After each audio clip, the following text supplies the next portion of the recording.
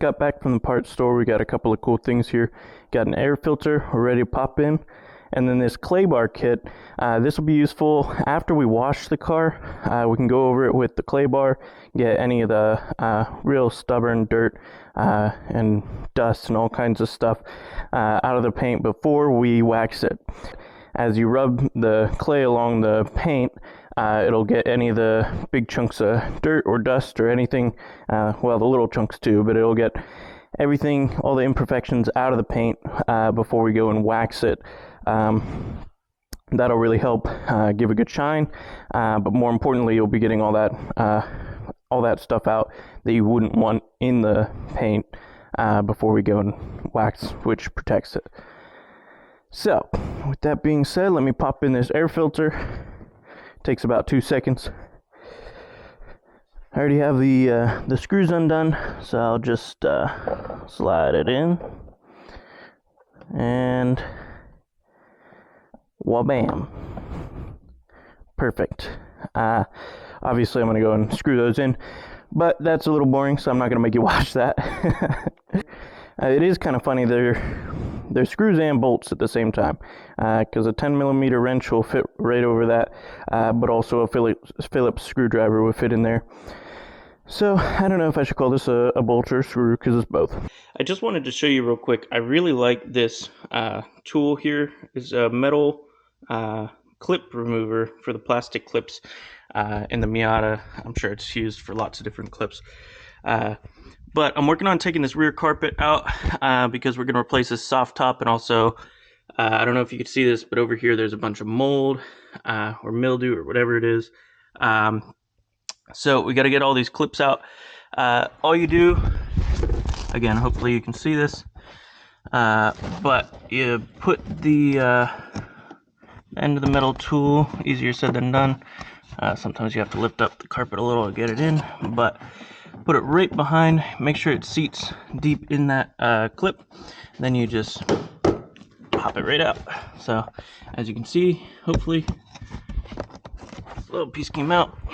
This is what the shape of these are, so they just seat right in, and then you can see the little fins hold them in place.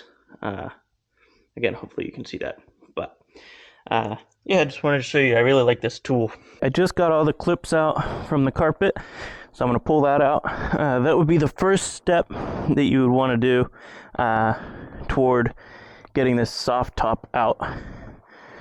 So, do this. You can see all back here, hopefully you can see it, but we got all these nuts running along there. Those will need to be removed to pull out that rain rail, which is attached to the soft top. But I'm going to try to get this outside without spilling too much of it all over the garage and the car. It's pretty gross.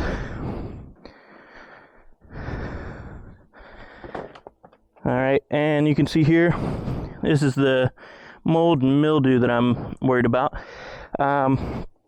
Funny, actually, my car had the exact same mold in the same spot when I bought it, and it looked about that bad, maybe a little less, but not too far off. So probably gonna grab that insulation under there. Oh, is it still attached? A little gluey. We'll fix that later. But I'm gonna keep this inside and let the UV hit that, see if it helps kill a little bit of mold. But obviously I haven't even started trying to clean that up yet. And then this is what I'm left with in here. So a little gross, a little bit of the insulation's left on there, so it's not a big deal. And then this is the way the top goes down, and there you go. So obviously I'm not doing the rest of the top right now. I guess I could pull this part of the carpet out too and give it the same treatment. I'm gonna try some vinegar and water, see if I can kill the mold with that. I read that works pretty well. If that doesn't work, I might try salt water, and then we'll get more aggressive with time, go from there. But that's the plan. All right, I just got the soft top out here. I'm going to vacuum underneath where it was because it's pretty dirty. And then once I'm done vacuuming that, I'll probably resume vacuuming the carpet.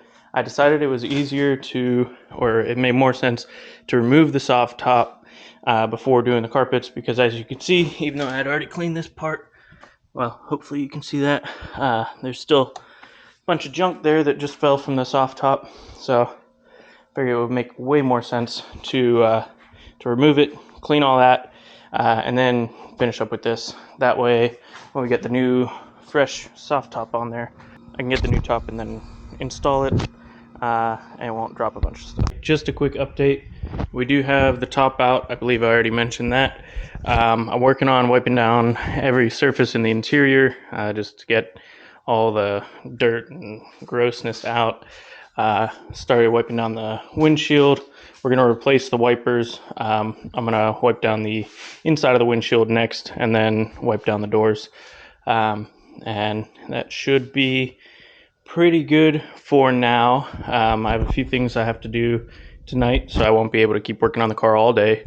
So I'll bring these things back in and then continue where I left off.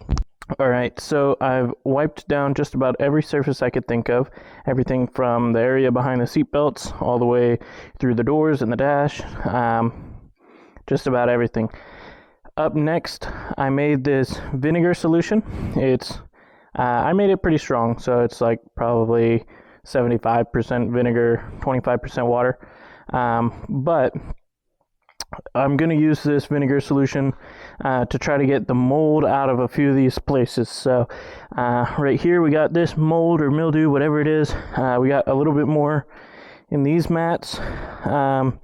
And then also, even though I vacuumed out these areas, there are some spots that I want to make sure that there are no spores that are still left. So I'm going to be soaking that in vinegar, and hopefully that removes the problem, not just for now, but ideally it won't come back at all. All right, I just got a couple of parts in the mail that I'm pretty excited about. Here they are. These are door bushings. So inside the door jambs here, we have door bushings. This part seats in with this part, if you can see it here, when the door closes. And what these do is they hold the door in place properly. This particular part that we're adding is not necessarily essential, but there's a couple things that should happen when we install these parts. First of all, the door should be a little more rigid in place whenever the door closes. And additionally, it should actually sound a little bit better when you close the door. As I'm recording this now, I'm kind of realizing that I have the rest of these parts along the door jamb taken apart. So I'm deciding now whether it's actually worth it to do a demonstration of how this is. Right now, I think I'll wait until a little later on to install these and see how they sound. Or I could use my other Miata as a demonstration. With that, day 2 is complete. So we still have a ton of projects left to do with this car before July 6th for the car show, and more importantly, before July 7th when my brother drives it back to Wisconsin. But we do have a lot of things left to do for this car. The soft top needs to be replaced on that actual frame and then reinstalled into the car. Before we do that, I want to finish up cleaning up all the carpets, getting rid of all that mildew. In addition to that, we do have that right rear running light that we need to replace because that's been missing since we got the car. Additionally, the wheels, I'm going to jack up the car, pull the wheels off, and do a super deep, thorough clean of the wheels. We need to look at the radio. There is just a ton that we still have to do with this car, and we're on a little bit of a time crunch because my brother is going to be coming on July 5th or 6th July 6th is the car show in town, so I'd like to have everything done before then so we can drive our 2 matching Miatas to the car show together. And then July 7th, he's going to be driving it back to Wisconsin. So, and I guess one of the most important things for driving it back to Wisconsin is actually tying down the battery so the cables don't come off while he's driving and leave him stranded. That would be pretty annoying. I know from experience because that actually did happen when I was driving the car here from Columbus, Ohio, when I picked it up. I don't know if I think it was probably a positive terminal, but one of the terminals popped off the battery.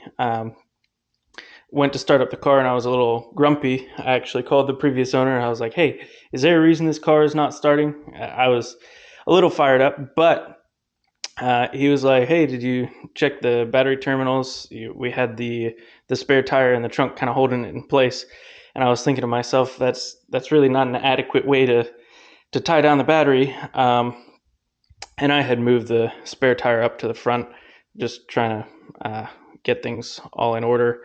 But anyway, it was super easy. Just physically placed it back on the terminal, and I didn't have my 10 millimeter wrench at the time, so I was riding on hopes and prayers to get the car home.